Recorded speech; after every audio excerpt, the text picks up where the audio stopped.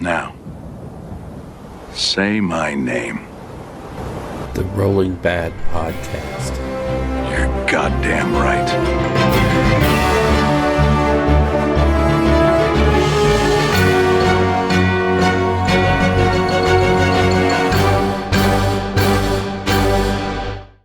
Coming to you almost live from the sanctum of the Caligari Conclave in Rio Rancho, New Mexico, it's the Rolling Bad Podcast, episode number 138.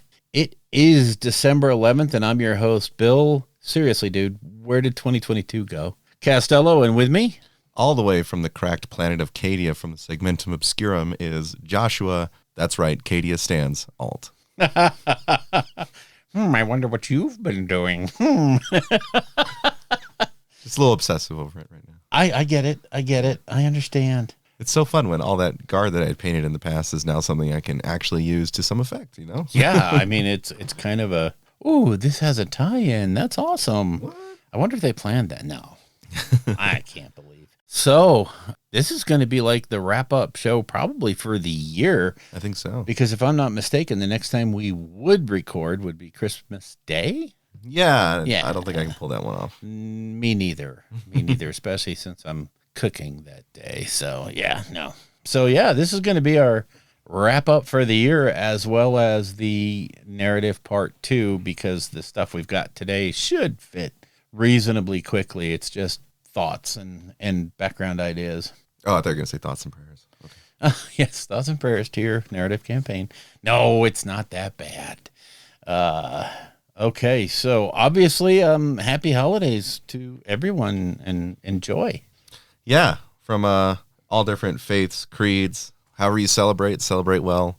Yes. Be with the family in the cold, be with friends in the dark, and there'll be a light. And don't be afraid to reach out to others if this isn't your favorite season of the year. You know, there are other folks that don't enjoy it either. So, and you can not enjoy things together. Yes. And, you know, it's perfectly acceptable to be, yeah, I really don't care. And if you really don't care, then I'll tell you what, stay tuned for the games Bill and I are going to talk about in After Dark, because God, yes. They will eat your time and you will not notice it. Oh, yes. You can lose a month or two. Oh, yeah. So, quick note, I know we have been on the bandwagon, and at least I have, of saying that, you know, these Arcs of Omen and all this other stuff are the harbingers of 10th edition and blah, blah, blah, blah, blah. And, you know, it's honestly, when you think about it, had a long discussion about whether or not we're going to see new editions for either of the games this year. And I'm going to go with no. There's no 10th on the horizon. There's no 4.0 on the horizon. You know, edition changes cost money. And I love your comment here. Don't hold your breath. Just like Ben Shapiro's wife, they're not coming. No, I don't think so. Well, I mean, they've only just now signaled the Arcs of Omen, it sounds similar to like how Vigilus was. Yeah.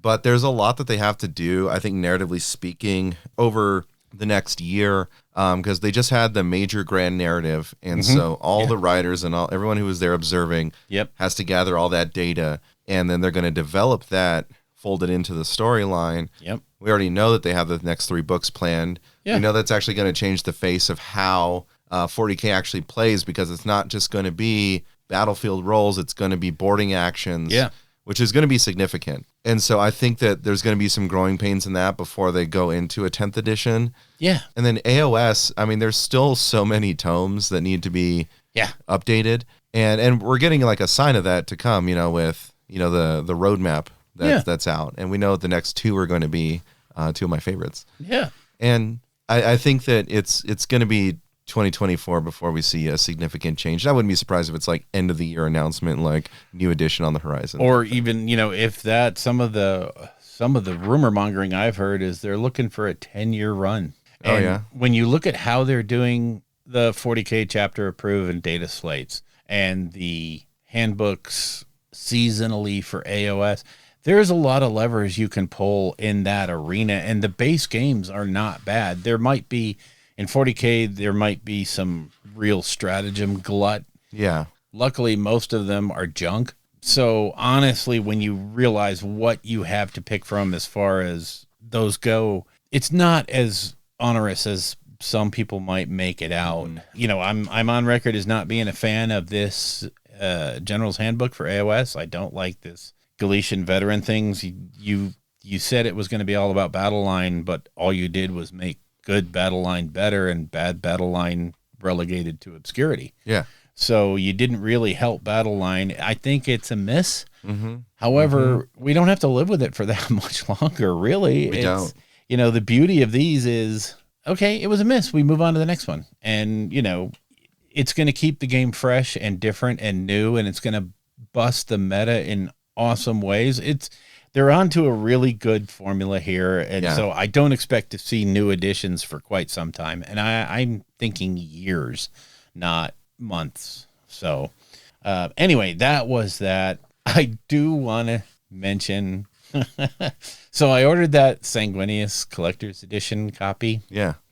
And I walked into the store, and the manager looked at me and was like, "Oh, you're going to be so happy." And I'm like, "But why?" And he holds up the book, turns it over, and the number on the back is 666. And I was like, "Oh my God, that is so, that's so Blood Angels." So yeah, it was, It's a little more Grey Knights, I think. But. Well, you know, could be, but I'm showing it as a good omen. Yeah. Well, right. I hate to be the bearer of bad news. Sanguinius dies. What?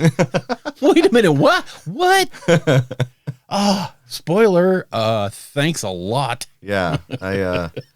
This is something that's been known for literal decades, but I thought he was one of the Primarchs that was coming back. Oh. They better not. Oh, that would just ruin the entire storyline of a chapter for the last 25 years. Okay. Could you imagine? Yeah, that would be bad. New Dawn, we've got quite a lot to go over because we missed some stuff. The first thing I want to hit is way back in the summer, the opportunity came out to order the Witch Hunter's Handbook, which was supposed to be like a thing like the Imperial Infantryman's Primer and Handbook. And it finally came out, and it is it's every bit as good as the primer. It's written in that style of a witch hunter from the Renaissance. It's hilarious. Some of the stuff is so funny it hurts, and just seeing it from, you know, reading the stuff from the point of view of a witch hunter in the world, and this is more geared towards the old world. It's hilarious. My favorite thing so far has been the Trials of a Witch. You have two different trials of fire. Basically, one of them is you force them to carry a burning hammer. And if they're able to complete the trial without dropping the hammer, you're innocent. Otherwise, you're guilty. And you're also guilty if you suffer any flesh damage from the burning hammer. Oh, my God. So trial number 2 is you have to walk across red-hot plowshares without showing any outward sign of harm. So, yeah, you're a witch. The trial by water is basically you have to put your hand into a pot of boiling water and pull out a rock from the bottom, and you can't show any signs of skin damage. Okay, yeah, sure. But my favorite, and I'm going to read this one verbatim, is the trial by cake. The accused must present himself at a temple of Sigmar, where he must eat 3 pieces of cake, which will be waiting for him on the altar. If he is guilty, Sigmar's wrath will cause him to choke on the cake. If he is innocent, he will successfully eat all 3 pieces. This particular trial is often used when the accused is a wealthy patron or benefactor of our order. I love it. Oh, my God. That is just so indicative of how the book's written. It's, as much as I think the book itself is this great, it's right on par with the Infantryman's Handbook in terms of just the hilarity of seeing it from their point of view. Yep. But also on a macro level, it's another one of those signs that AOS is a true dedicated and integral product line in the GW lineup, because they're putting effort. You know, they're putting design people, layout people, publishing people, editors, and all this stuff on a project like this that has nothing to do with the game. Yep. Yeah, it's just another one of those little indicators of acceptance. I really like it. And it's, I mean, beautifully done. The artwork inside looks great. God, yeah. It's a good product. The Simuleather cover is cute. I mean, it's just typical GW. Well done. I do love it. So anyway, let's jump around and go to last week's pre-orders, which you would have been able to pick up yesterday, which was Saturday for us. Yep. So all the 40K Christmas box sets came out. To much hoopla. Who knew the Custodian sold out in like, I don't know, seconds? Yeah. Yeah. I wouldn't have thought that. I mean, who wants 1,450 points of an elite army for $210? Yeah, quite literally. Yeah, that and one other box, and you are on the table. Yeah. So, yeah, such a great box there, but who knew? A lot of the other ones are still available, which is, I find strange. I made the comment there. As of Friday, Slaves to Darkness and Cadia Stands are both still available to order, so that's definitely indicative that GW is going to go under within 6 months. Yeah, yeah. Mark it from today, folks. It's going to be June 11th, 2023. Yeah. GW is going to announce bankruptcy, and will no longer be able to play Warhammer. I was reading an interesting article in Barron's Financial that Games Workshop right now has reached the point that licensing of their IP has reached a point that they could stop producing main product lines and maintain their share price. Holy crap. So, yeah, for all those people that are telling you, oh, man, they're on death's door. Yeah, okay, stop. Yeah, just keep filling with your $200 bargain bin 3D printer. And yeah, exactly, and print out your... Fight the man. Print out your conquest armies, because yay. Okay. So also available last week was the Gotrek Special Edition book. Yeah, those look great. They do. They really do. And I've never been really taken by Gotrek. Mm-hmm. I really enjoy it, and I've listened to some of the Gotrek and Felix books, but this latest iteration, it's not that, I mean, they're well written and they're good books. It's just that I don't think there's really a niche like that in the mortal realms with them being so expansive. Yeah, that's fair. I don't know. Maybe I just don't like them as much. A whole bunch of Necromunda stuff went up for pre-order last week. I think it was the Escher. Yeah, the Escher Bikers. So I didn't pre-order it, but I walked in the store yesterday and then, damn it, they had them. So I bought the bikes. I bought the tactics cards. I didn't have the original tactics cards, so I picked those up too. Oh, yeah. And then they had the new Escher Ash Waste dice, which I have the original Escher dice. Nice. So I was like, well, I think they need a friend. Yeah. So I picked those up too. So and the thing is, I have so much for Escher, right? Like, my wife was gifted a bunch of Escher from Dave at the shop because he was like, maybe she'll start playing if I get her all the things. Sure. So I have 2 boxes of the standard gang, 2 boxes of the Death Maidens with the kitties. Oh, wow. I have the special kitty from Forge World. Oh, yeah. Now I have the bikes. I'm just like, is she ever going to play? I don't think so. So I'll probably just have a really well-developed punk rock chick gang. Side gang. Yeah. I like it. My side chicks? Your side chicks. Okay. Anyway. That's weird. You're going to cut that, right? So that way. Yeah. Okay. Yeah, Bill, edit that. Yeah. Anyway. All right. So also, whilst we were away, there was a Black Library preview. Yep.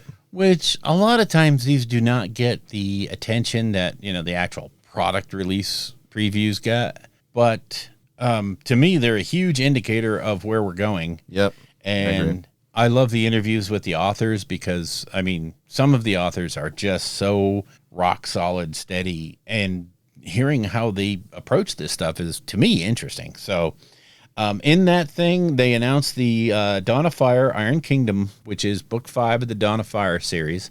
So more and more development of the moving forward of the narrative in 40K. Yeah. So this one looks like it's a little more focused on smaller, groups and things. It sounds like it's going to be a good one. So I'm interested in it. Of course, the headline of the show was Dan Abnett talking about The End and the Death, which is the final 2-part book in the Horus Heresy series. It's the Horus Harry, see? Horus is Harry. He is. If you ever seen that cloak, it's like a wolf. Yeah, I know. Anyway, remember they were the Luna Wolves. So, it's Dan Abnett. Okay, enough said. Yeah. I don't have to cover that anymore. I did all my gushing during the preview. So it's going to be amazing. It's going to be a 2-parter, Shades of Harry Potter. Yeah. However, I think that this ending is big enough that it warrants 2 books for sure. And I guess I'm just speculating at this point. Probably going to be better than Harry Potter. Oh, yes. Yeah. Probably. I think we're on the same page there. Teenage angst. It's awesome. And God, I just love so much how the Gits get like the funniest things. Oh, God. Andy Clark's Bad Loon Rising. Yeah. Yeah, I'm happy for it. I am probably going to read that just because it's so out there and it's so nonsensical that it's awesome. Yeah. I hope it's like a brutal Cunnin type, novel where it's just like, destruction's out doing what it's doing while other people are trying to, maintain order and stuff. And they just happen to cause chaos, Yeah. Oh, yeah. I love it. I love it. And then I think we're both somewhat anticipating the next book for the possibilities. God. John French's Cypher, Lord of the Fallen. Oh, that interview, I probably watched that 2 or 3 times just to try to get any kind of, not spoilers, but, the tonal variations and what have you. He's writing Cypher from Cypher's point of view. Yeah. So if you are a Dark Angels fan, be very afraid. Yeah. Because it's not going to be pleasant for you to read. Right? Yeah, it's that book is going to be, it's taking place at the moment that Gilliman arrives at the palace and goes in to talk to the Emperor. He has Cypher basically arrested and imprisoned so that he's not running free on Terra, which of course means the warp storms break out because the Nihilus or the Citrix Maledictum starts and Cypher is able to get away rather easily as he does. And it's going to be what he's doing on Terra. He keeps talking about it's a book of lies. Yep. And he's like, it's from Cypher's point of view. So that means you're only going to hear what he wants you to hear. So I don't think they're going to break open exactly what Cypher is. What's the sword on his back? I don't think they're going to answer any big questions, or they may answer a few and ask 10 more. And then those questions are going to make you wonder if what the facts they give you are in fact the facts. Yeah, I'm excited for it. It's like reading Alpha Legion, Yeah. Though I think Alpha Legion does deception and trickery and secrecy better than the Dark Angels. They just keep their mouths shut. Yeah. I think is what it is. Do the bad thing, don't tell anyone. The Dark Angels are the worst kept secret in 40K. You mean there's a bad version of us? Oh my God, don't tell anybody. Shh. Yeah, Lionel Johnson showing up. Hey, why didn't anyone tell me there was a war on? Hey, you guys. Oh my God, they killed Kenny. Next up, we have Blight Slayer, which is a Gotrek book, and they're going to introduce a new partner for him. And this might be more of along the lines of why I wasn't so enthusiastic about the other books is the cast of characters that he was running with, I thought were uninspired. They were very stereotypical. And, the daughter of Cain was kind of over the top Daughters of Cain. And, it was just now they're going to give this new girl she's a Sigmarite priest. So it might be a very interesting sort of return to form. So yeah, sort of like a foil to Gotrek's brazen nature. Yeah. Yeah, and she'll ground him a little bit more and probably spout way too many Sigmarisms that I will then pervert into something appropriate. Yes, yes. When he said you're going to get his new partner, I thought maybe it would just be like Felix on a sock. Oh, God. A sock puppet, Felix. Yeah. Hey, how you got, Trick? How are you? Okay, no, that's just wrong. Speaking of socks, I am wearing my GW Aquila socks today. Oh. Just want you to know. I am in the tank. You are shilling for the man. Yeah, I am in the tank 100%. Oh, God. I am so embarrassed. I would be. All right, next up is Creed, Ages of Cadia, an Ursula Creed book. Awesome. Wow. Yeah. And I think the premise is so crazy because she has to go back to the remnants of Cadia, the rocks that used to be the planet, to find some battle plans left by her father. And God knows what she's going to find on Cadia. Oh, yeah. Or on the remains of Cadia. And I don't think any of it is going to be good. I don't think it's going to be, oh, look, I found 2 regiments. Yay. No. Nope. But you know what's going to happen, though? The Ashmolitarm are going to win. Oh, of course. Yeah. Yes. Without a doubt, as it should be. Yes. Yes. I mean, that right there is a given. Hell, it's Ursula Creed. Yeah. Shit. Right. I like how they kind of did that where everyone's like, oh, is Creed going to come back? Because he was Ursula Creed. Yeah. Right? Yeah. Like, here's Ursula Creed. Yeah. H-I-J-K-L. Yeah. Got him. It's his daughter. I mean, come on. The patrician mentality that runs through 40K where, you know, titles bequeath to next of kin, I think is at once hilarious and at the same time just gives you that ability to understand how messed up the system really is. I know it's a little bit of a tangential thing, but I love the fact that like Creed wasn't anything really magnificent until the fall of Cadia. Yeah. Right? Like obviously he was very skilled and he just happened to be the next guy in line. Sure. Kind of reminds me of like the opening salvo from the newest Star Trek series where Kirk's dad just has to take over the ship because the captain dies and he just does the work. Yeah. Just, you know? Okay. And that's what it was. But like, it's just this thing that just echoes throughout, you know, all of 40K. I think it's really cool. It's kind of like the way, you know, the difference between the way they built up Yarick over the space of Armageddon and then many, many decades of fighting Ghazghkull. He was an in-the-weeds combat commander, whereas Creed was like, I'm running the Imperial Guard.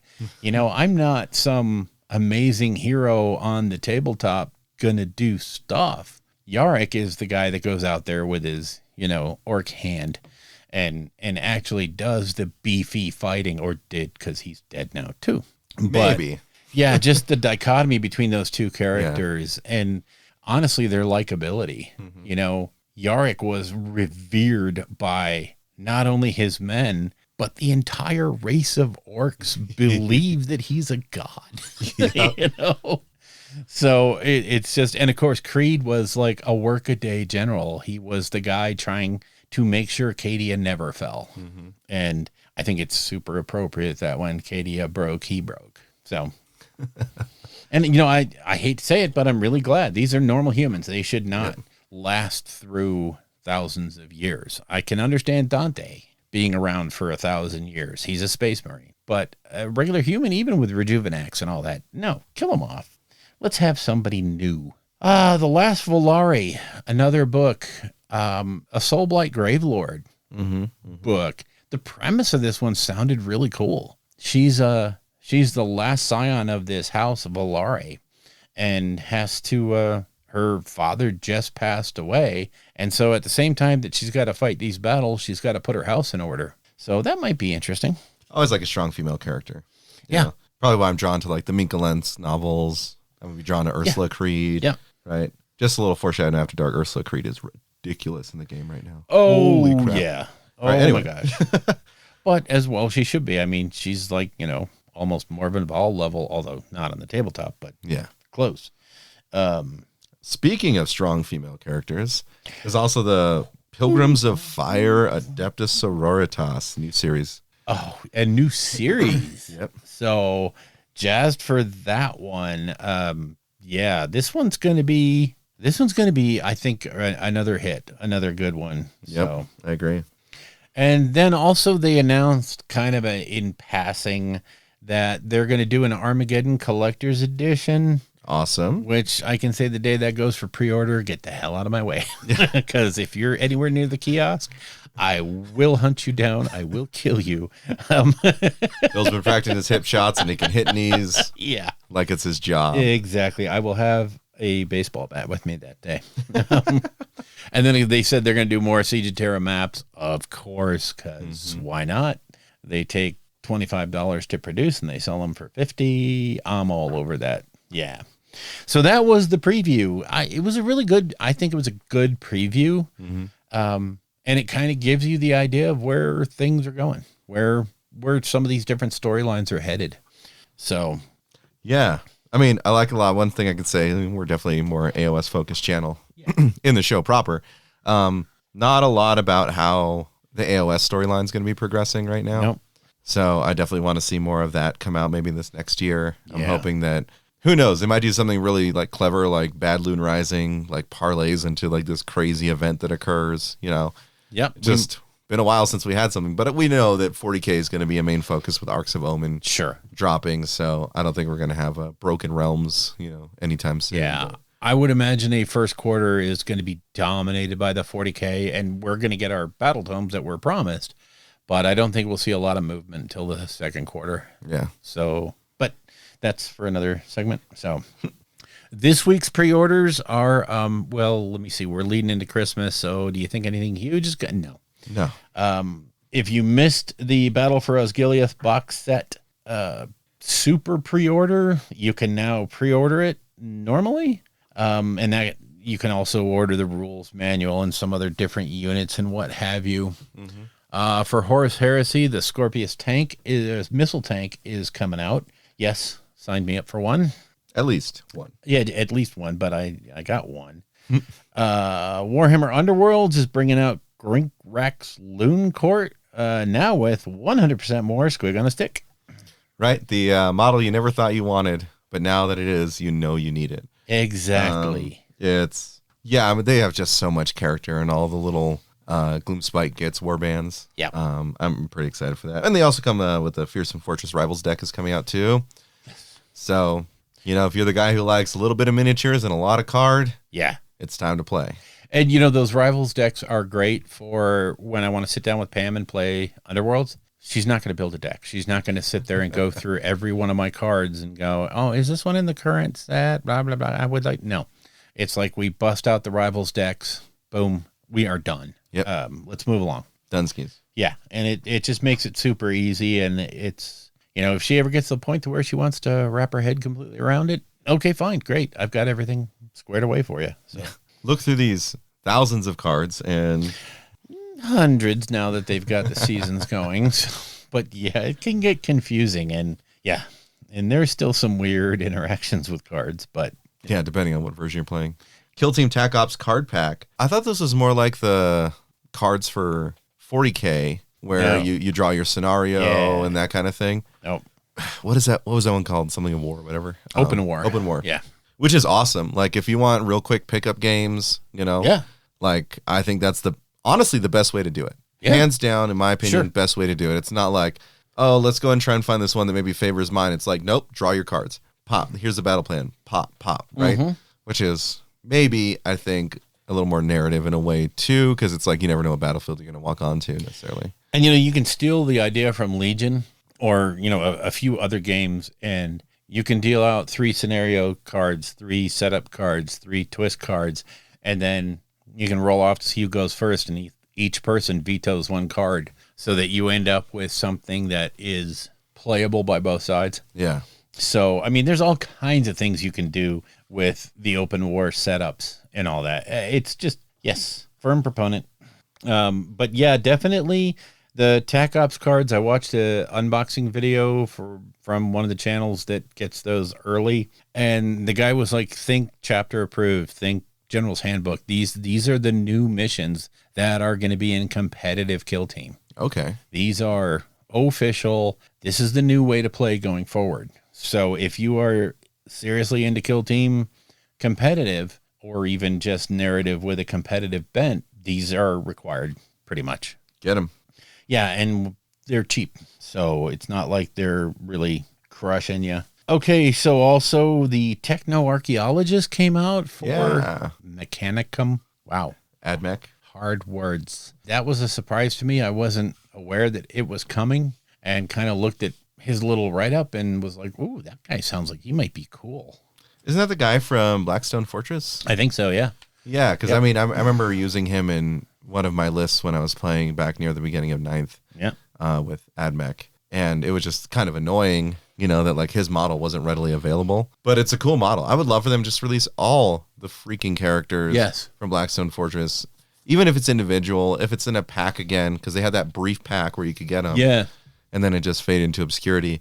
Because those things are so great for kit bashing, whether it's going to be for Necromunda, Kill Team, all that stuff. Specialized characters, like particularly if you want like a super fancy like Commandant for your Astra Militarum. Oh, yeah. Or I'm using the Pious, right? The Zealot with the flamethrower chainsword in my Necromunda gang. No doubt, really? Yeah, because I mean they have the Eviscerators with a flamethrower attached to it as an option for the Khador gang.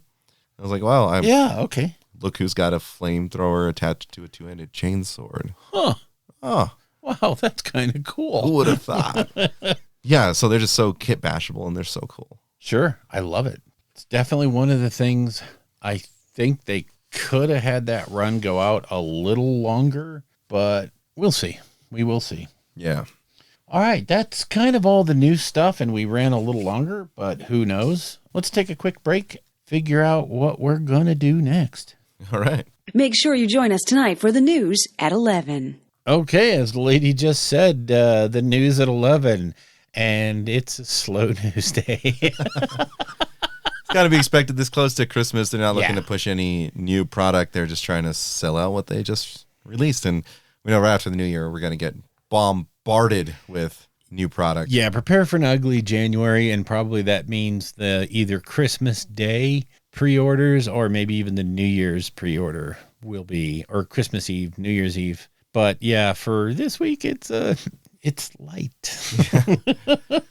Just a little bit, right? So the Cursed City expansions sold out pretty quick. So doing a made-to-order run, but it's only going to be between the 17th and 27th of December. Yeah.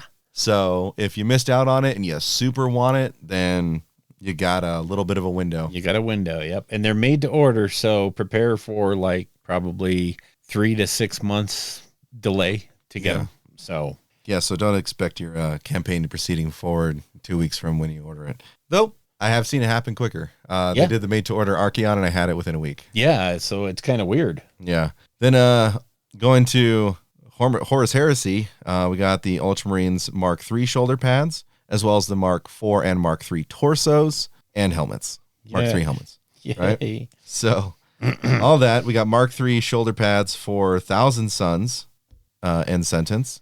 And that's it. I mean, in terms of product. Then there's the Warhammer Plus review, which is, again, very slow. Lore Master, Zinch in the Mortal Realms, and then green armor. In the master class, yeah. So I kind of like the idea of the green armor. That's going to be cool for salamanders, but we'll see. But yeah, it's a slow week. Wow, I didn't expect it to be that slow, but okay. Well, here we are, huh? Yep, but that's it. That's all the pre-orders. Yeah! Look what I have created! Okay, that signals creation. Not well, but it does. It signals it. So, what have you worked on lately? All right, so I built 2 Cadian command squads. Damn. One of them is out of the new Cadia Stands box. One was the original. Oh, yeah. Yep.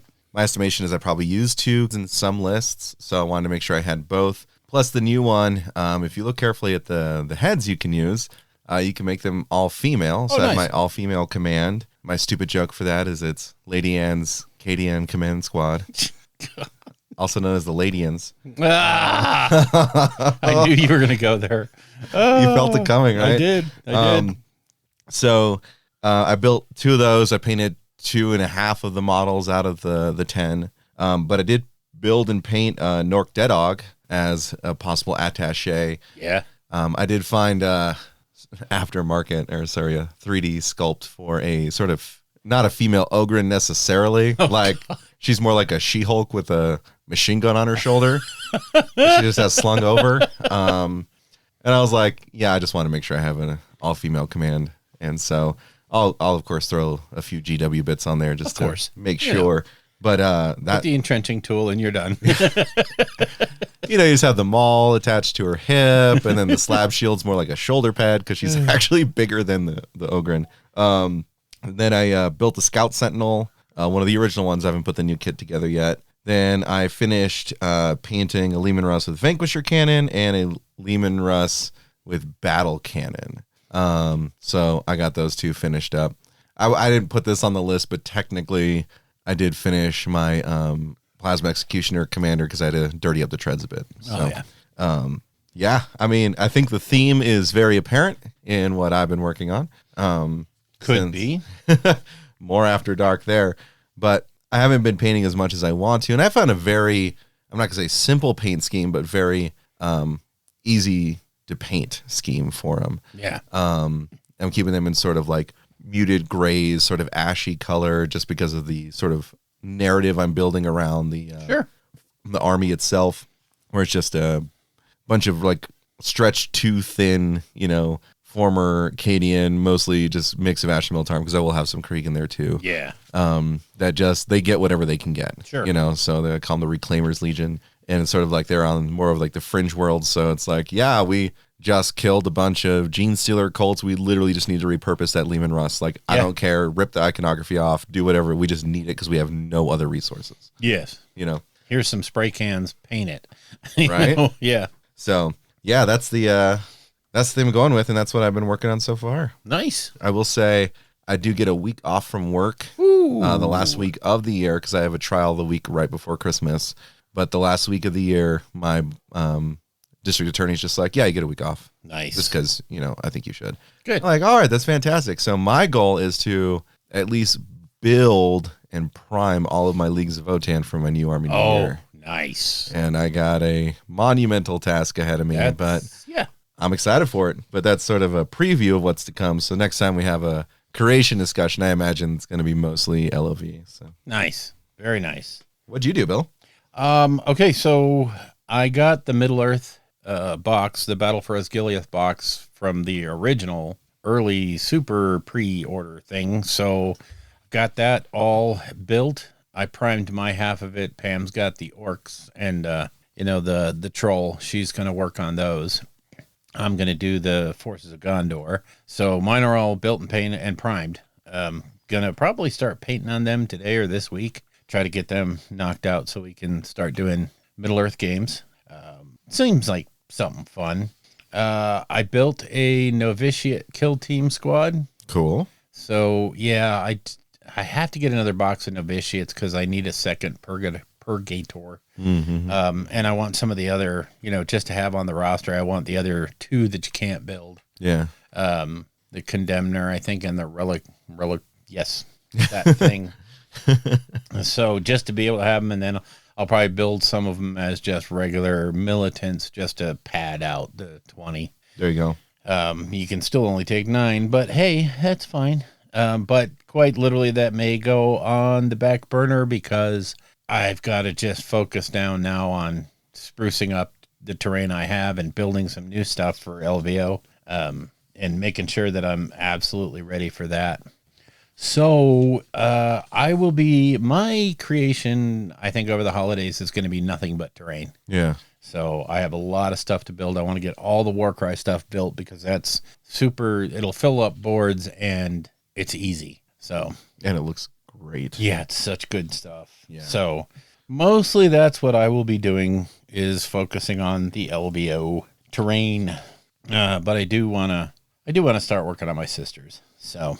That will be that. Maybe use the sisters as a palette cleanser. Yeah, that's kind of what I'm thinking is. Like if I dry brush one more brick-shaped object. If I do another one of those freaking trees. Yeah, but, you got to do it. You got to have good boards for a narrative. So very true. Mm-hmm.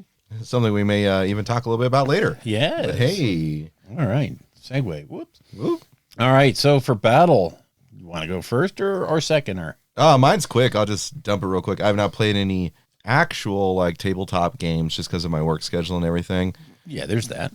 But and partially because my wife just had surgery, so last week I was pretty much just at home, taking care of her. So what I've been playing? Well, I replayed God of War from 2018. God, I love that game. It's so good. And then I've been playing Ragnarok as well, even better than the last one. And they have just so seamlessly woven in the Norse mythology, and everything makes sense. I mean, yeah, if you know the Norse mythology pretty well, because I read it in high school, in college, reread it twice through Neil Gaiman's Norse mythology. The way they've adapted it and like allowed it to actually work in the world with Kratos and Atreus is just brilliant.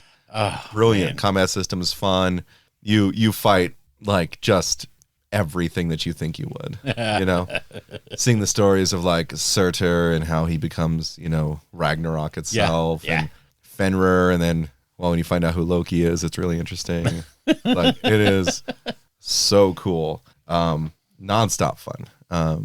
I think that they've really outdone themselves. And I've seen snippets of what happens in the story. So I think that they go a really interesting route. I just don't know if God of War will continue past these ones.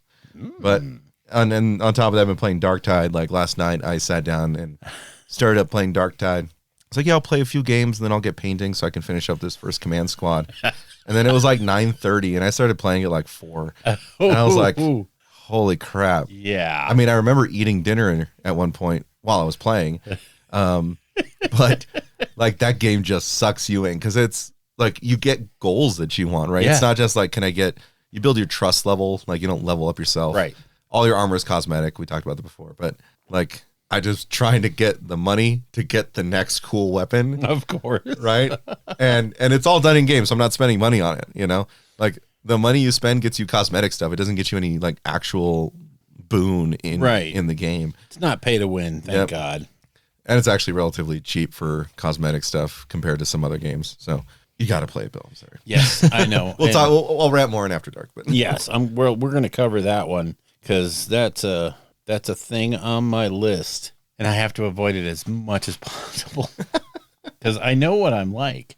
More After Dark. So for my battle, we're still working on the big BattleTech. Oh my God, free for all throwdown Commander's version.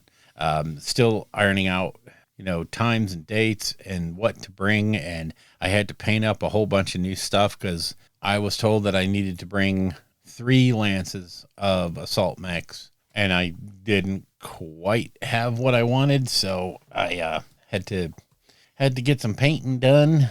Got that done. Oh, I forgot to put that in creation. But we did just decide to take a quick break and play a 6-person, 3 on a side game. Okay. Oh, Lord. That was crazy, crazy fun. Went way longer than anyone had envisioned. We started about 6. We figured we would wrap this up by around 9:30, maybe at the latest 10 o'clock. At midnight, we looked up and said, holy crap, it's midnight. Awesome. We were just so into it, and time was flying. It was great. That's awesome. But yeah, we had a blast doing it. We put the Path to Glory campaign that we're doing with Denny and I, we put it on hold until after the holidays. Okay. Mostly because we're just both so, spread thin with different obligations. And like I was telling you earlier, it seems like every 3 days there's a holiday party. So did get in a 750-point game of Stormcast versus Daughters. Wow. I just continuously amaze myself with how stupid I can be in deployment. And, when you can track back your loss in a game, and it was a minor loss, but when you can track it back to exactly the way you deployed, you know that you have to work on that, and I never do. So I have to get better at deployment. Rocco, do a video on how not to be stupid on deployment. Thank you. Okay, great. I got that out there. Well, I don't think that. I think that maybe like smaller games just constantly setting up and like, or what's the counterplay here? Yeah. That kind of thing. Be pretty helpful for that. That's deployment's tough. Like that's so much strategy, is particularly in AOS. Yes. And you can win or lose in deployment quite easily, depending on your speed and what you have available to you for, pregame moves, or if you have any, and just putting yourself into a position to be able to react to things. Yep. And boy, if you screw that up, And, I thought I had a really smart plan by sort of castling up more toward the rear and forgetting the fact that Stormcast are not quick. They are by no means what you would consider to be a fast-moving army. No. And, this was basically an infantry army, no dragons, no cavalry. So, yeah, it really cost me hard. And by turn 2, I was so far down in points just because I couldn't get to objectives. Meanwhile, the daughters are just slithering all over the place, having a grand old time. So, yeah, I will learn one of these days. I will learn. I swear to God, I will. All right. So that's kind of it for my battle. So we should probably move on to lore. Yeah, I think so. Because we're going to cover 2 really big things. We're going to cover kind of our favorite things of the year and maybe look forward to 23 a little bit. Yep. And then we're going to jump into the narrative part 2, which is going to be reasonably light. It's not heavy, meaty, but still it's stuff we need to cover.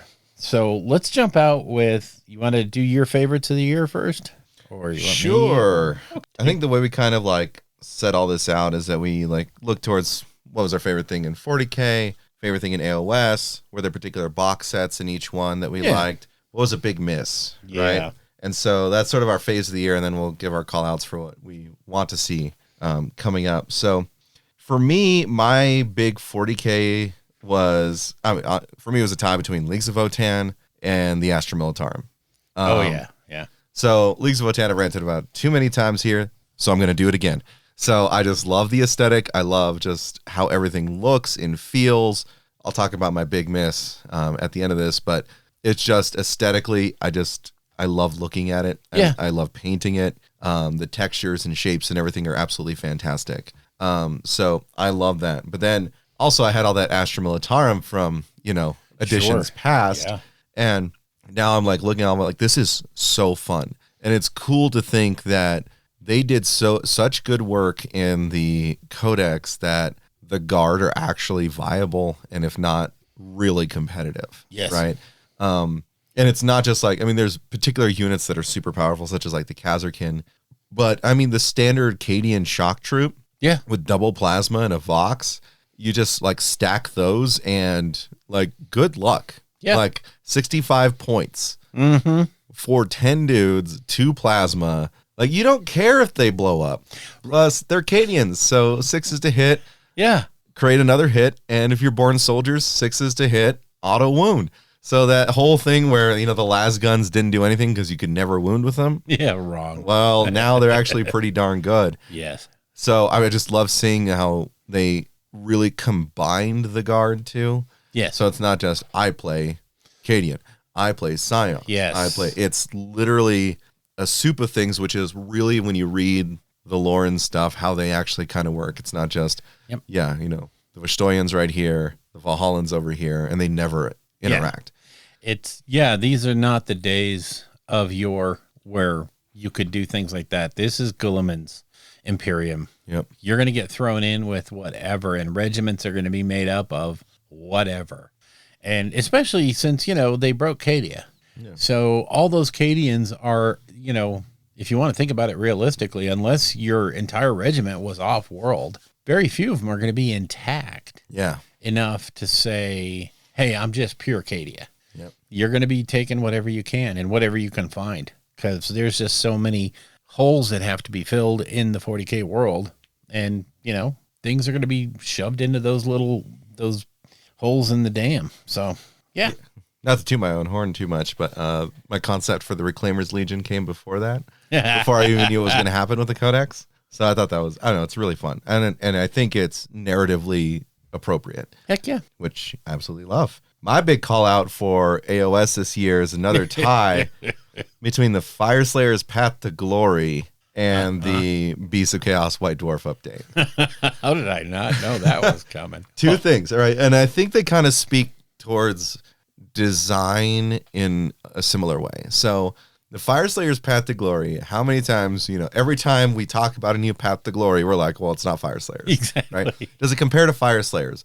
And it was just so almost elegant in how they did it. It has a story in itself, right? But you get to change that. Like, who's the individual that you're working for? Are they death, right? Or are you going more for order? And that determines whether you get more money, or what was honor, whatever it is, right? Whatever it is. So like that kind of stuff is such a fun little mini game. It's so well developed too. Like the tables and everything they had set up, absolutely fantastic. And I don't think we can say it enough, is that like you look to Fire Slayers to see what's the pinnacle of a path to glory set up for an army. And I understand you can't do it for everything, but I'm just glad that it happened to at least one faction. Yeah, right? it gives you a benchmark. It gives us a benchmark to look at for others, as well as it shows that they're willing to double down on those factions that might need a little bit more help in a narrative setting. Yeah.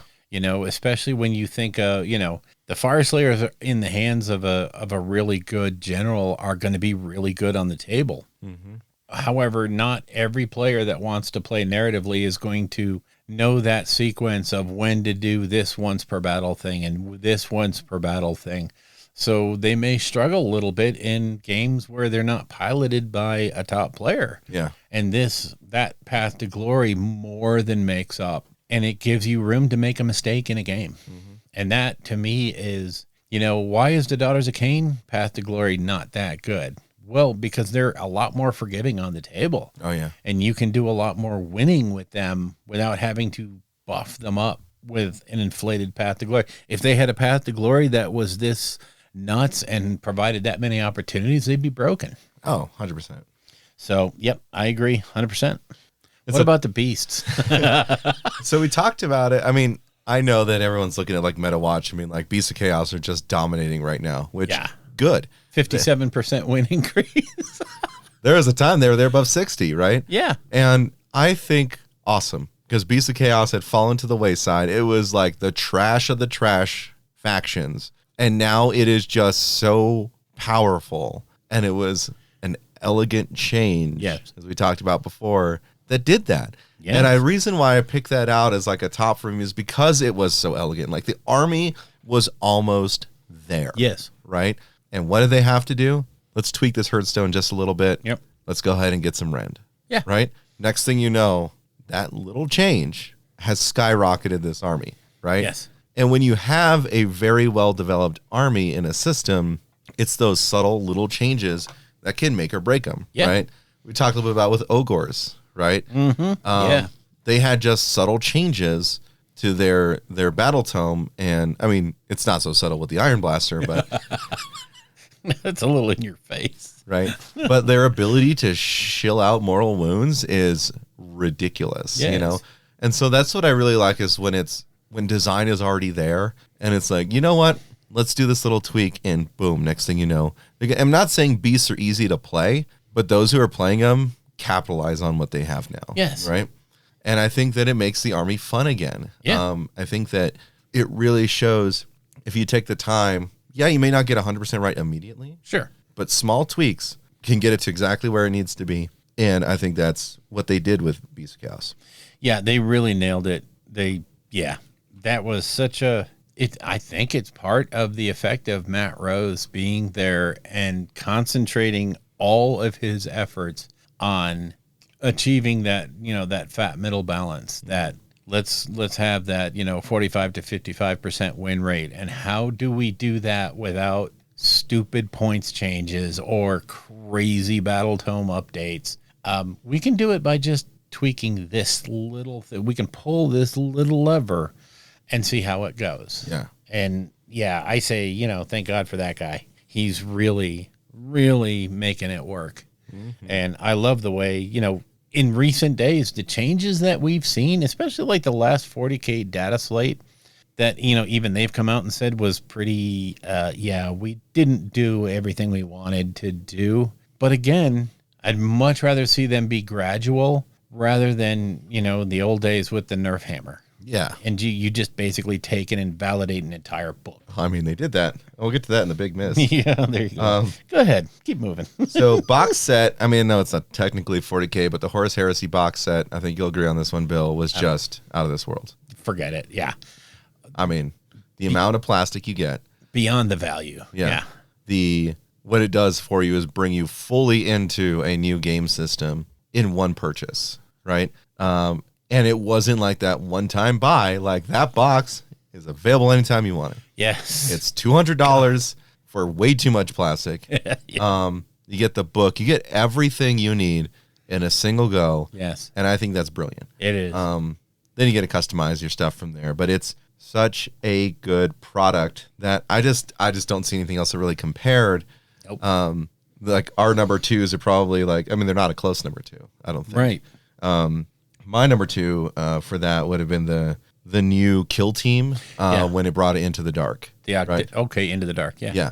Into the Dark is where it actually started to become something really interesting and fun for me. And then Arcs of Omen is going to be bringing that, to bear in the new season. Yep. So that to me was really great because it's now a new way to play not only Kill Team. Yes. It's a new way to play 40K that's coming down the line. You betcha. And that to me is indicative of really smart product development. It helps move a narrative forward. It does all these different things. So that to me was the closest.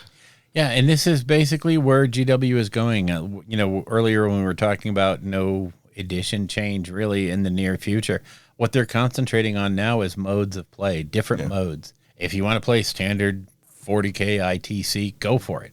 If you want to play an open play, go for it. If you want to play a boarding action kind of crazy Zone Mortalis, hey, here's all the stuff. Here's a new mode of play for you. Yep. And, with Kill Team, it's just that all over again. This is a different mode of play. Now you're shipboard skirmish, and a lot of the rules change. Yep. A lot of it stays the same, and it gives you options. And isn't that all we can ever really ask for is fun, different ways to play?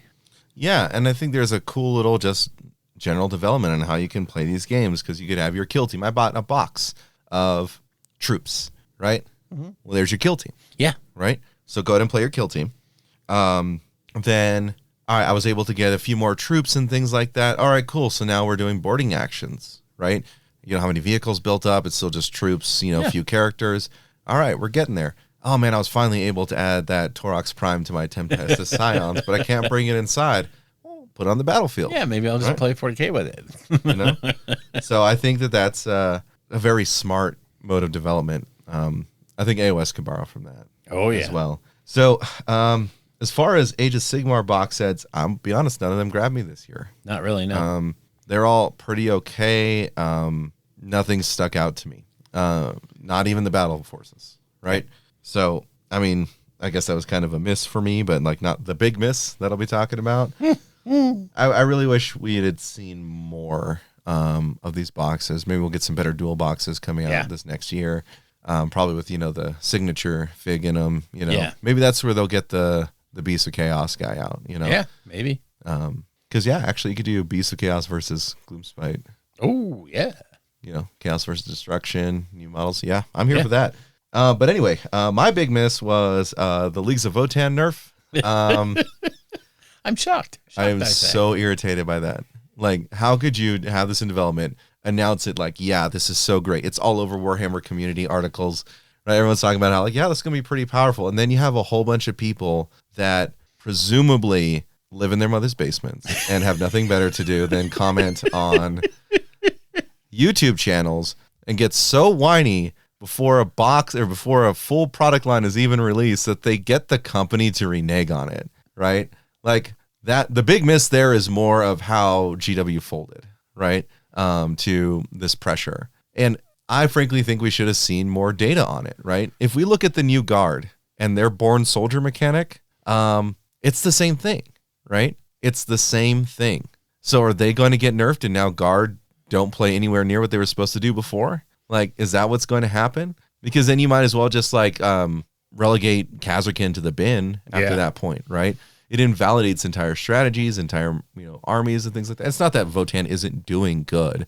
It's just that their options become more restricted in terms of what you can use. So I mean, that was a big miss for me. I would have liked to have seen like, all right, we understand, we hear you. Let's go ahead and see how it plays out a little bit longer. Yeah. Right. Rather than just, you're right. I know it's not even day 0. It's day -1. Yeah. Exactly. And that was the worst. Right. Knurf. Like it's just horrible. It was. So that was my rant. Okay. So for me, the big hit this year in the 40K world was the Eldar Avatar Kane model. Oh, so beautiful. Just absolutely nuts. The old Avatar was cool. The new Avatar takes it to 11. Just, oh my God, was that thing awesome. For AOS, that model, I think, has to be the new Demon Prince. Oh, Lord. It was a tie between really Be'lakor and the new Demon Prince, but Be'lakor was last year. Yeah.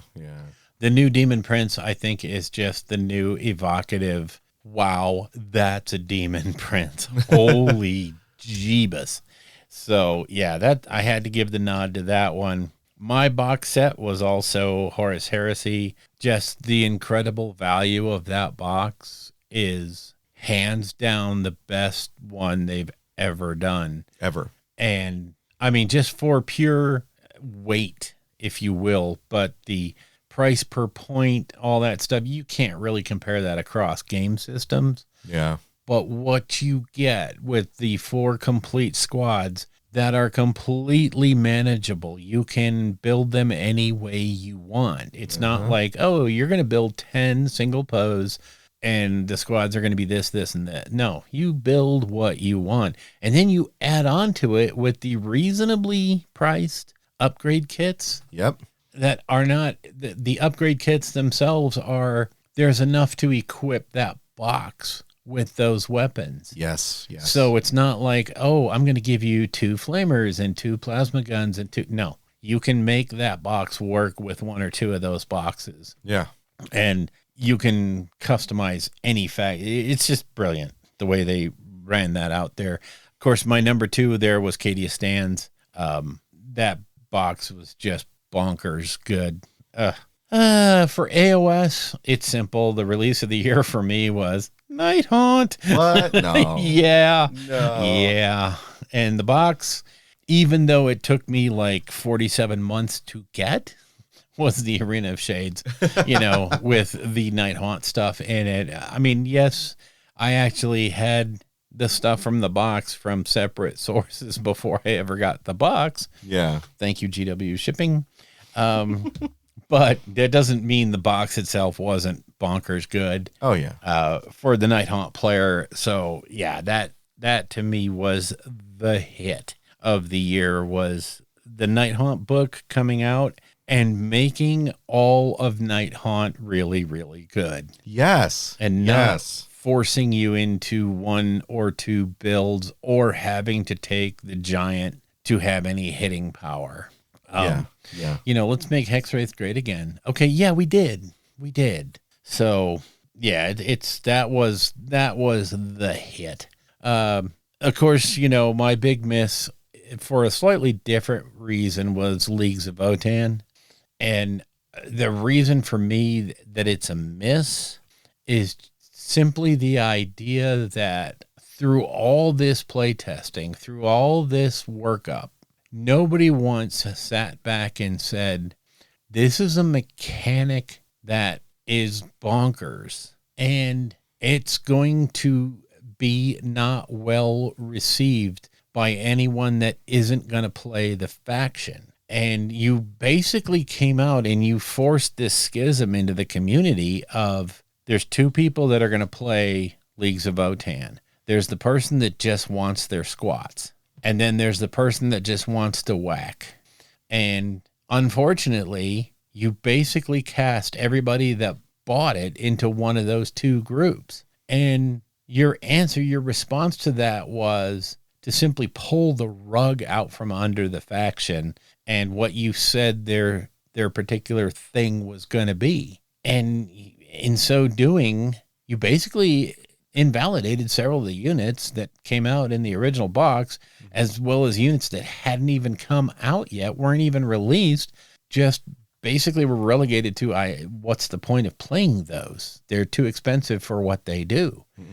And that whole, we didn't look at this before we did this. And I would love to know if they had this feedback from the internal/external play groups. And I know it's hurting them right now that they had to basically cancel all that external playtest stuff because some jackasses were leaking everything they got to whatever website wanted to have it. And, again, that just goes back to you did a poor choice of picking who you put on your team. Yeah. And I know a lot of people that were on those playtest teams, and they would never have done things like that. I mean, people I talked to at Nova that were like, I really can't say anything right now because, it's in work. I can't say anything. And then this was days before the release. Yeah. So, but I'm not going to say what I really think. That'll go after dark. But yeah, the big miss to me there was just the overarching mismanagement of the entire release from its inception and design concept, which is sound and solid, to going through playtest and not realizing that this was going to be a big bone of contention with the competitive crowd. Yeah. Telling people that you're going to lose your models, whether you like it or not, with no ability to determine whether it happens or not. There's nothing you're going to be able to do to mitigate this. It's just going to happen. Take off your toys, mate. They didn't think that was going to impact the competitive crowd. Yeah, it's going to. The Tau railgun, it just goes back to, okay, yeah, it looks great on paper. Yes. I mean, it plays like junk. Yes. So why does that get through the system to the point of release? And then the big nerf hammer hits. Tyranids, again, you need to work on that stuff. But anyway, what's 23 going to bring to us? What are you looking forward to? Yeah. After the big miss discussion, a little bit of hope, right? What am I looking forward to? Obviously, World Eaters. I mean, I've already been, pre-making my AOS models into World Eaters. Just some of the rumors and stuff that are coming out about them are just so awesome. And like, even if they're not true, it's just like the hype about World Eaters is big right now. Sure. And, some of the things that we know, like Angron's just going to be a monster in combat. And why do you play World Eaters? You want to push models up the board and hit things in the face. You want to play Iron Jaws, fair Warhammer, right? Mm-hmm. I'm going to run at you and hit you. Yeah. Like, well, I'm going to try and use these no, I'm going to run at you and hit you. Yeah. Sorry. Yeah. And, I think the only thing to make them better is if certain units, like if you shot at them, they would move closer to you. Yeah. Right? Like Iron Jaws. Yeah. Like that kind of like mad as hell concept where it's just like, no, I'm not just going to be shot. I'm coming for you. I'm not just going to stand here and die because we're berserkers and we want to go hit you in the face. And I want them to hit people in the face a lot. I think they will. I think so too. I think they will. Just looking at, some of the model drops and all that stuff with, some of those units being melee only. Mm-hmm. And yeah, I can see them doubling down on that. Just, we don't have a lot of tricks. We're not cagey. You're going to get what you get. Yeah. Yep. I'm also looking forward to Gloomspite. Oh. The main reason I'm looking forward to it needs to be one of two things. One is, it's always been a zany army. Yes. Right? So it either needs to become like actually like strong in the system and zany, or it needs to go zanier. Like it's got to be one of the two. Like it needs to be a meme where it's absolutely ridiculous, and when you play against it, like if you win, it's not because you know how you won. It's because like squigs are going everywhere. Yes. They seem to have random movement, but then they like charge crazy well and they hit super hard, but then like they run away super. Like it's just, I want it to be such a, I don't know what's going on. Like not chaos in the chaos god sense, chaos in the destruction sense, which is just stuff's happening and I can't control the balls with teeth, right? Yeah, I'm not fully in charge of my army. Which, like at the same time, if you win with them, you're like, I have no idea how that happened. Yes. That would be the kind of zany I would want them to lean into. Or, gosh, just make them more consistent. Yeah. You bring consistency to that army, such as, I don't know, the moon just is over the battlefield, and you get turn effects instead of, well, is it going to move? Moving it, yeah. Like, I understand why they did that originally. It's fun, it's cute, but now let's kind of refocus it and just give them a fighting chance, right? Again, you got to be willing to kill your baby. That was a neat, cute little idea of moving it. Mechanically and gameplay-wise, it really doesn't work all that well. Yeah. So, yes, the moon is always up. Just have it be a tides. Have it be, any of the other of a number of things, the Nurgle circle. Yeah. Have it have a scheduled impact or even a random impact, but make it be impactful rather than a side note. Yeah, it could even be like the Wheel of Contagion right? If you want it to be sort of random in that way, is that it has, 5 phases. Just a spinner. Right? Yeah, a spinner. It has 5 phases, and like let's say you roll or you spin, and it lands on 4. Yeah. Well, then it starts on 4, goes to 5, then 1, 2, 3, game's over, right? Yeah. If you want that more random effect, but like at least give you some schedule that you can work with. Yes. So that way it's not just, well, I hope at some point the moon moves this game. Yeah. Because I've had it before where the moon didn't move for 3 turns, and I'm Right. like, yeah, I get no benefits right now. And it's nothing. It's inconsequensil. So. And then maybe something where, similar to the orcs, where if you have like more goblins, it allows your casting to get better. It'd be funny if they ended up being like a spell dom army too. Mm-hmm. Where it's just Teclis shows up and they're just like, I can't cast anything. I auto cast and they can unbind it. I don't know why. Yeah. they just, it doesn't work on them because they just don't care. What? Yeah. No. This is fire. Right.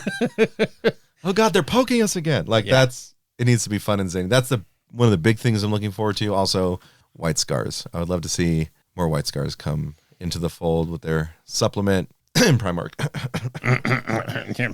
Yeah.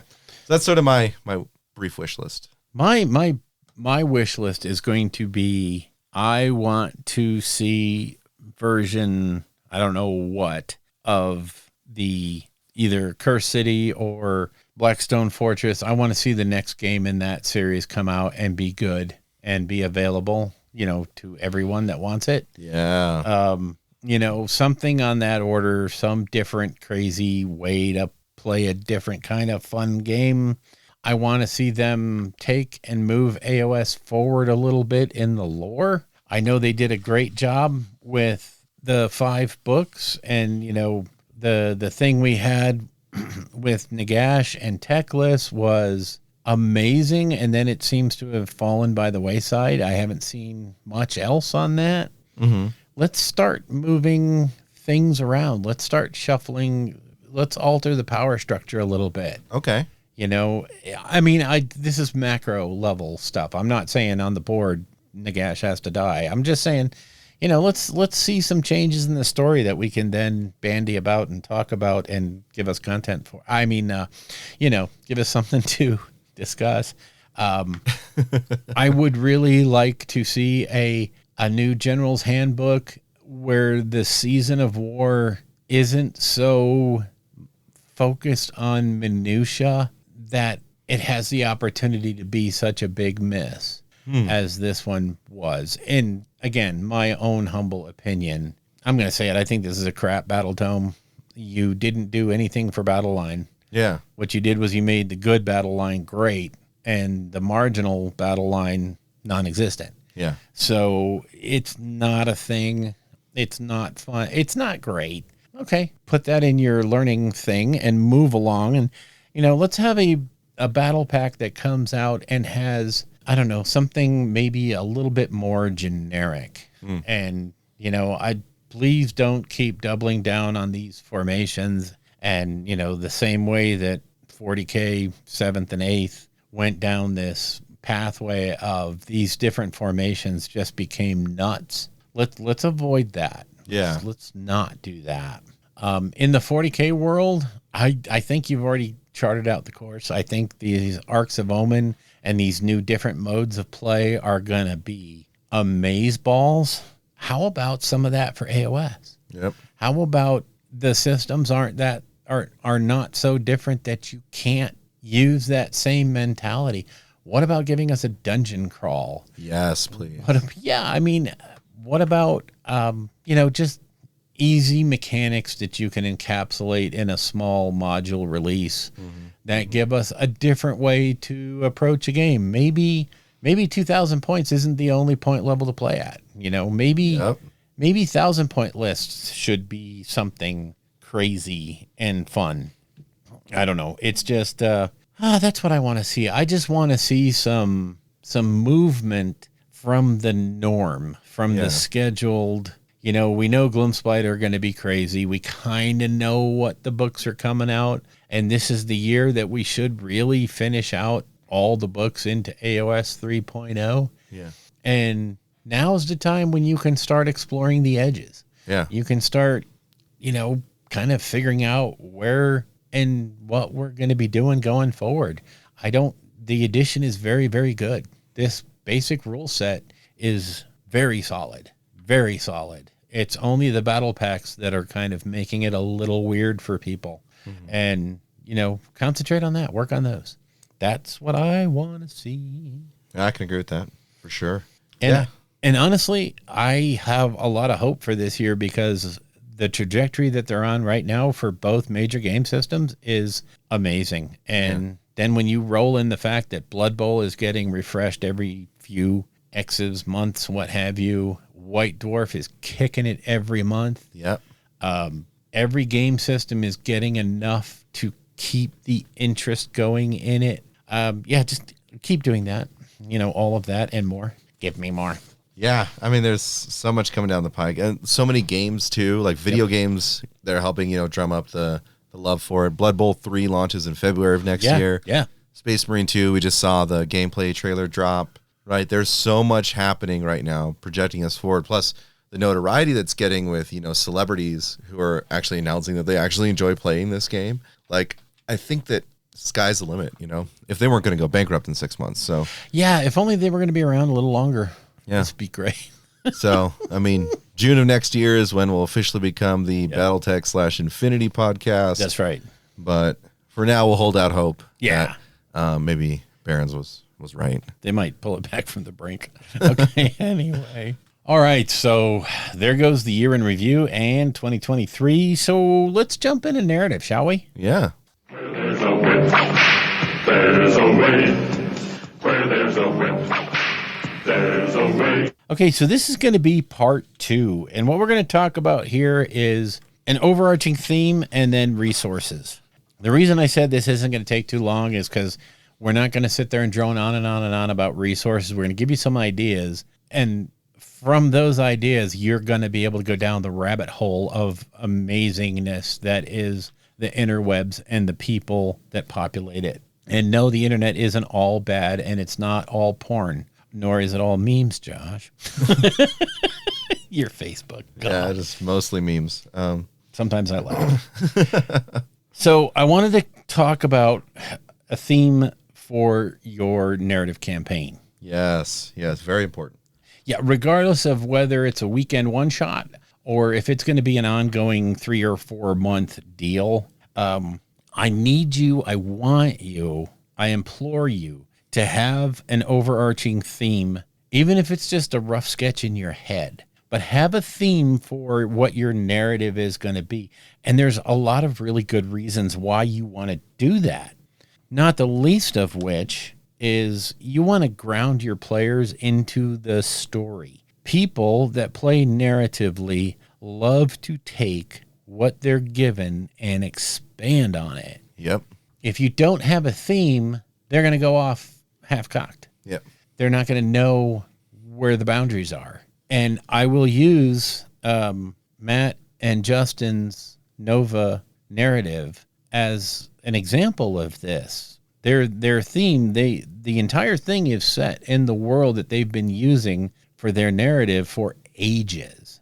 And so everyone knows what the boundary is, and everybody builds within that. And while it may sound restrictive, it's not. What it does is it gives you, and I'll tell, Mike Allen was the one that really just took this and ran with it and actually created a major character in the world who was the focus of a narrative event. And then you turn around and you got Nuno Martins, who created an all new faction for this year's Nova narrative and made it stick, made it a thing. That was cool. And, here they were only able to do that because they knew, A, what the boundaries were, but they knew what they had to work within. The other thing a theme, or some of the other things a theme is going to give you is it's going to help you as you design. It's going to give you a focus. Yep. And when you're going out there to kill your babies, you're going to know what is worthy of killing or what really needs to stay because it has an impact on the theme. Yes.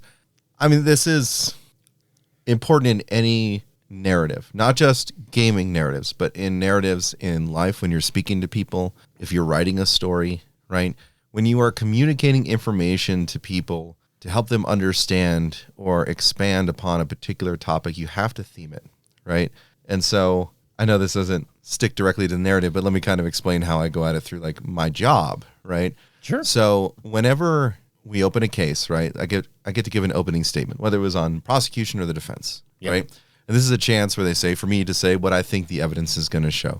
And so the robotic way that I don't think is actually very effective is you'll have people who get up there and just say, the evidence will show that the defendant, James Smith, went to this location and using his fist broke the window. Then he reached his arm in. And so like it's communicating information, but is it Boring. effective? Yeah. Right? Are you grabbing your audience's attention? Right? Now there's different ways to do it, like snappy phrases that you can use, right? But you have to make sure that what you're saying is what is going to actually draw someone in. So for example, in the homicide that I just handled, when I was doing my rebuttal argument in closing, how was I going to enhance the narrative and draw them in, right? And so just a brief little synopsis of some things in this case. There's this guy and his cousin who went and hunted down our victim, chased him throughout a small community in New Mexico, shooting at them over this like 10-mile chase until they finally were able to shoot the victim while he was driving a vehicle, and he crashed out. His brother was present and everything, and there was a 911 call Yeah. that captured the chase. And the intensity, the screaming, the gunshots, like you could hear everything on it, right? And part of that is that the victim who died, you can actually hear him on the 911 call. Oh, God. Even though it was his brother calling. And we were able to get testimony in through his brother, his mother, and his widow about certain circumstances, or one of the defendants had tried to kill him before, right? And so the defense was trying to attack identification and try and go at Scott Sandoval, the brother who was in the car with him, trying to say, oh, he's not reliable. And so I was actually able to bring in the fact that, well, the brother, the victim who died, you got to hear his voice. Yeah. Right. And so the opening line, opening salvo, which I can actually say the names because it's public record now, but Yay. it's just, while the defendants ended Daniel Sandoval's life, they could not silence his voice. There you go. Right. And so that's the concept of a theme. Right. And so that played out throughout the rest of my closing. It drew them in. And so when people are thinking about it, now they have context to what I'm saying. My, one of my, teachers or professors used to say that in law, facts don't mean anything until you make them mean something. Yeah. Right. And so we can have all this information, all this knowledge about Age of Sigmar lore, right? Sure. And how the narrative Path to Glory system works and all that. But until you put it in context, right? What is the theme? You are a small war band aiming to get power in order to obtain a relic, right? Okay, now we've got a theme. I have an idea of what I'm trying to do, right? Or the dark forces of chaos are brooding, and those who align with them will gain untold power, while those who oppose them will gain glory and legacy, right?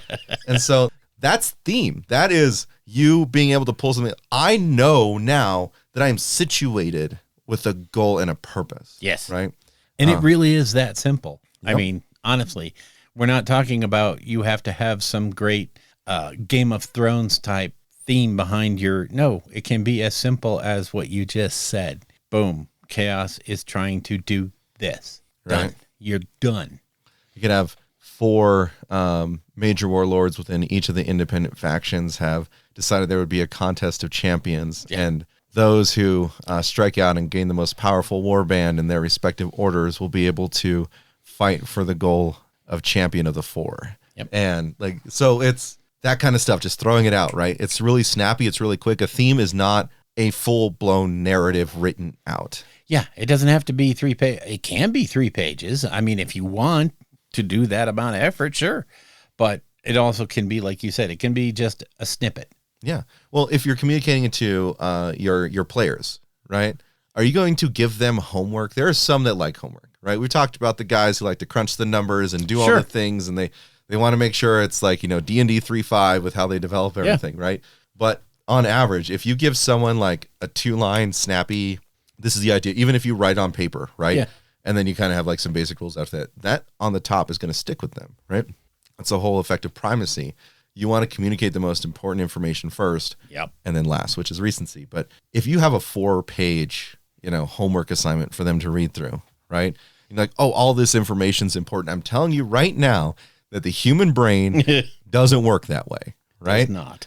So get your theme out, make it crisp, make it clean, and then you can write more from there, right? Yeah. There's theme and explanation. So you could do your theme. Here are the special rules for this event, right? Here's kind of what we're doing.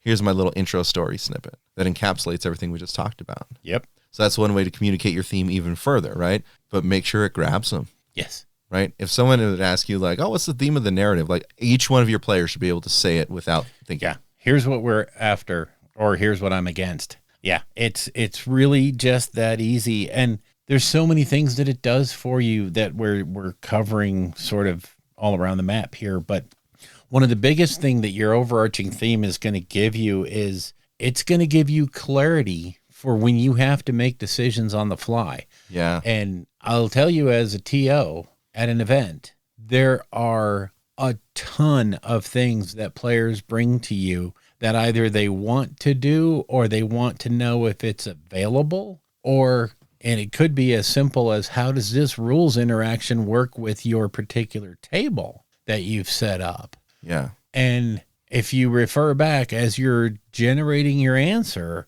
and you think back to that theme, you're going to make all of your decisions, and all of your on the fly stuff is going to feed the narrative rather than just be haphazard. Exactly. And a big mistake you can make is either being too rules focused or just being too willy-nilly, in which case they don't know from situation to situation what effect is going to be, and they can't make their own informed decisions. Or if you're just going to go strict rule book, why are you playing narrative? Yeah. I mean, come on, let's have a little bit of fun here, huh? Maybe. Exactly. The amount of detail you don't want to detail the theme specifically, right?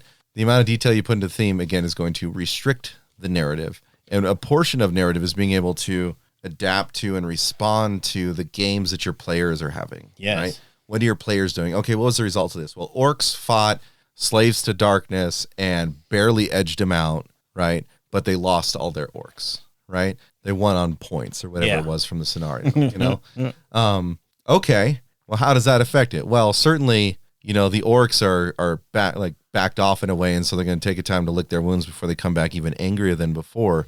But the slaves to darkness, may be a little bit more emboldened, right? So what does that do for chaos, right? Then you look at and because the slaves to darkness battle tome is so cool, you can look at so most of your forces that survived were Slanesh. Okay. Yeah, okay. So that has a certain effect, right?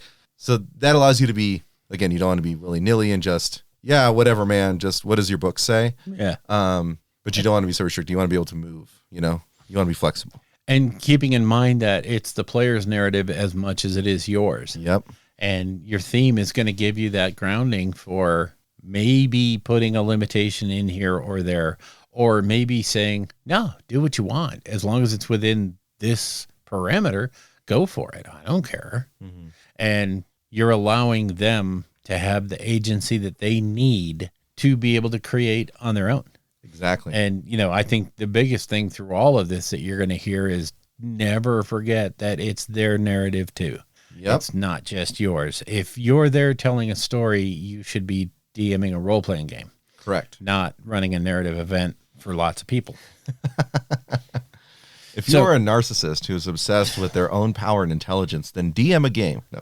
That's me. Yeah. Control freak. Hey-o. You will respect my authority. Anyway.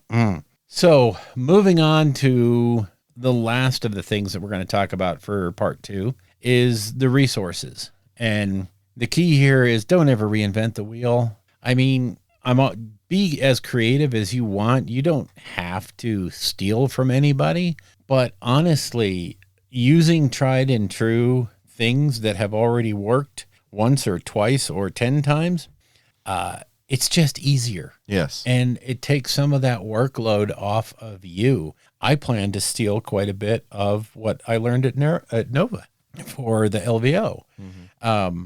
Obviously modified to fit my way of doing things. Yes. But, there were some really good ideas there, and I'm taking them flat out, just stealing.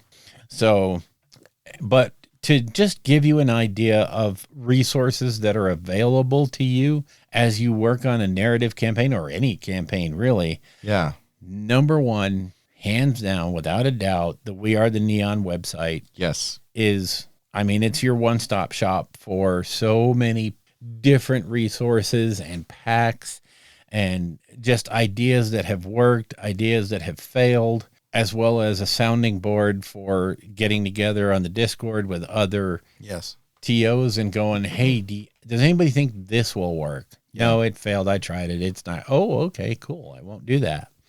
So, yeah, definitely number one, go to wearetheneon.com and, just start absorbing. And from there, you will go down a rabbit hole that's just, you won't recover for days.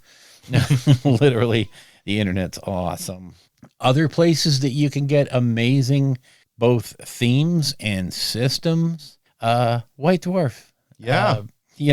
In issue 475, they did a Path to Glory campaign that they expanded out to be like a map campaign with, fight a battle, take a territory kind of. Just the guy details the entire thing, as well as there's how to track it in that article. He's done all the work for you. Yep. Even if all you do is use half of it, boom, that's 50% of the work you didn't have to do. And then in the latest couple of White Dwarfs, there's been this Flashpoint Rondel in White Dwarf 479 and 481. It's an entire Flashpoint campaign centered around destruction. So you're going to need a couple of destruction players. Yeah. But there it is. It's done. It's made. They've got rulings. They've got ideas. They've got basics, themes. The whole thing is there.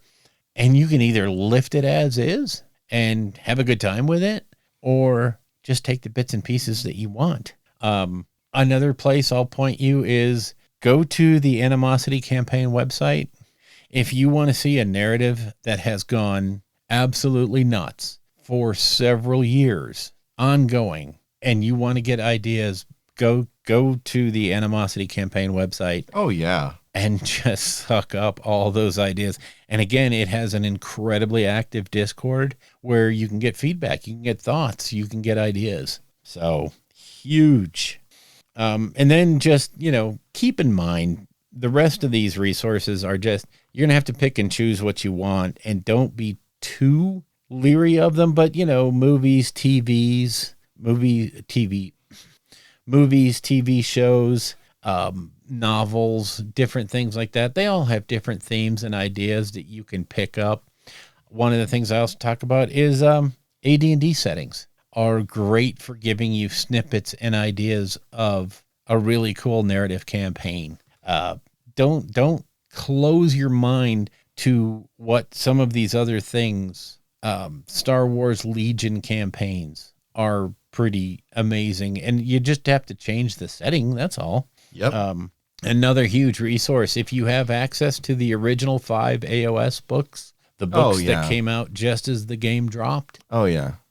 You can turn every single page and probably find an amazing idea for an entire campaign on that page. Yeah. And those books are so invaluable. I'll even go so back as to go back to the End Times books. It would probably take a little more adaptation. Certainly it would. But my God, they're just loaded with storylines and ideas, and just the resource value of those is, I'll tell you, I have the Archeon books, and I'm telling you, there's probably 25 different campaigns in that set of books. Mm-hmm. Easily. Mm-hmm. 25 different chaos-based campaigns. And then, of course, you can get the different books for different, if you want to do something with Lumineth, grab the Techless book. Yep. And go through there and see what it was before. And then you can have this little throwback. It could be that little Theater of the Mind thing where Techless has this vision, and all of a sudden he sends these armies back in time. And all of a sudden you're back in the old world, and you're fighting in the old world. and you have a very limited amount of time before you have to go back to the mortal realms. So you have to get your stuff done, just boom. That's just one idea. If you need something that's sort of, I don't want to explain this too much, but everyone will kind of generally be like, oh, okay, slan. Throw some slan in there. Right? Yes. Oh, my gosh. And there you go. Yeah. Oh, that'd be kind of cool when like a slan that's perhaps, a slan with Alzheimer's that's starting to forget reality, but still remembers the past. And so the characters are stuck in this ever-changing reality where it's like they have to fight old battles, but then... Oh, my God. That's so horrible. I love it. Oh, gosh. And last but not least, the last thing I want to hit, and the Anvil of Apotheosis that GW is always re-releasing and tweaking in its current form is absolutely amazing. Yes. And I highly, highly recommend it for any length narrative campaign because it gives your player the opportunity to represent themselves on the battlefield and build themselves out the way they want. And like the way I do it at LVO is this character that you build is in addition to your army. It costs you no points to put this thing out there. And the balancing fact is everybody's got one. So it's not like, oh, well, that's going to make the game unfair. No, everybody's got one. And to see how different people build out in different ways is always amazing to see. Yeah. So please use a mechanic like that. If you don't want to use Anvil of Apotheosis, use something that lets the player put themselves into the game. Yes. It's huge. It's something that I think 40K is kind of missing. Yeah. But again, I understand it's really hard because they would have to develop a separate one for every single faction. Could you imagine? Yeah. I mean, you can't have a generic hero because if you're playing Tyranids, you're not going to have a two-legged arm-wielding leader. So I can understand why they don't do it, but I think some of that character is lost because of it. But we have the benefit of being in AOS where it's a lot more available for us. So use it. Have something that ties the player directly into the game. Yes. So you got anything else on that one, on just resources? I mean, I know the big one is We Are the Neon. The one I forgot to mention was TC Repo, which is the repository, tcrepo.com. It's in all of our show notes. Amazing resource for everything GW gaming. So yeah, another rabbit hole that you can spend days going down. So I think a fun little exercise that you can do, and this is something I use sort of like writing prompts sometimes, right? Is that without like watching the movie or reading the book, you look at like the little snippet synopsis, right? Which is akin to a theme. Yeah. Right. You look at that and you're like, okay, so based solely off of this, what do I think the story's about? Right. And that sort of helps you kind of understand and expand into what a story could be. Right. It's a fun little mental game, but you can also do writing on it too. Yep. That sort of lets you like think, all right, this is what a theme looks like. How do I extrapolate? Yeah. Right. And then of course you can go read the books, you can go watch the movie and things like that. Were you right? Yeah. You know? And did you differ in really interesting ways? You know? And so that does more than one thing. It's one, helps you develop and be creative, help look at narrative, right? But help you understand that just because you looked at someone's idea previously, such as what's available on all of these wonderful resources, websites, and publications and everything, doesn't mean that you have to do exactly what they did. And it also means that what you do has value too. That's right. So it's a fun little, if you're getting into that sort of, Neo type of thing, that's what you want to do, right?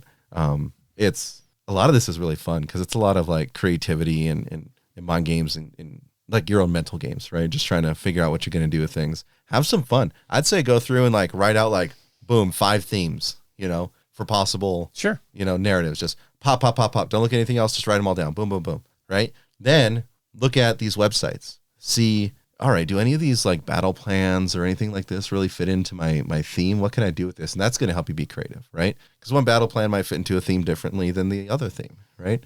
It's a lot of fun. It's so fun. And I recommend just diving into it, particularly with moving into the new year. I think it's time to, I think creativity is a process through which you can't do it through rote exercise, right? It's something that necessarily involves doing things differently. Whether it's driving a different way to work, right? Or is it sitting upside down on a couch if you're physically capable of doing it, right?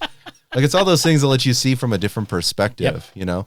And so the resources help you see from different perspectives. You know, they can help you look at your own perspective differently. That's right. And so this is a great time, I think, to do this going into a new year when everyone's going to be refreshed, hopefully, after the holidays and ready and raring to go. So, and the Gloomspite people are going to want games to play. Yes. So, come on. Yes. I got some English Squigs that are very hungry. So the next time we meet on the narrative series, we are probably going to be covering settings, and in a macro sense, not where's that tree going to go. Yeah. But in a macro sense of how are you going to set your campaign? Are you going to have a map campaign? Are you going to have an area campaign? And what are the mechanics of that going to look like? And what is the workload going to entail? And that's going to be a big one. So it'll probably get its own show. So, yeah, I mean, we'll be talking about concepts of, particularly with the Mortal Realms, you know, like, does this take place in multiple realms? Yeah. Do you kind of conceptualize what that really means for your characters going back and forth and your armies and everything? Yep. Not going to be hard. Or it's not going to be easy, I should say. It's going to be pretty hard for them to do that. Yeah. It's going to take place in Akshi, but you actually really want frozen tundras and no fire. So maybe we need to really focus in on why that part of Akshi is like that. So setting is really important, and it plays, well, I think it plays in the theme a little bit. It does. It's a little recursive. Yeah, it's kind of, we're trying to drill down from bigger down to littler, and this is how it's going to go. Yeah, so look for part 3 next time, the sequel to part 2. Yes. I think that's it for this one. Thank you all so much for joining us this year, for sticking with us and giving us your feedback on the content, enjoying it as you like. And of course, we're always open to discussion and questions and everything on the Discord. But I mean, for me personally, and certainly Bill will echo, I think too, just have a safe and happy holiday season. We want to see you all on the other side. If you would like to get in touch with us, you can reach us at our Facebook page at www.facebook.com/rollingbadpodcast, all one word. Our Patreon page is at www.patreon.com/rollingbadpodcast, again, all one word. The Twitter account for the show is at rolling_bad. Our individual Twitters are, for me, at Bill Castello, BILLCASTELLO. And for Josh, you can reach him at Anoyo, ANOYOE. All the guests on the show will have their contact information in that show's show notes. The music in the show is used courtesy of Kevin MacLeod at Incompetech.com and is used under the Creative Commons license. The Rolling Bad podcast itself is protected under the Creative Commons Attribution 4.0 International License. Information for this license can be found at creativecommons.org.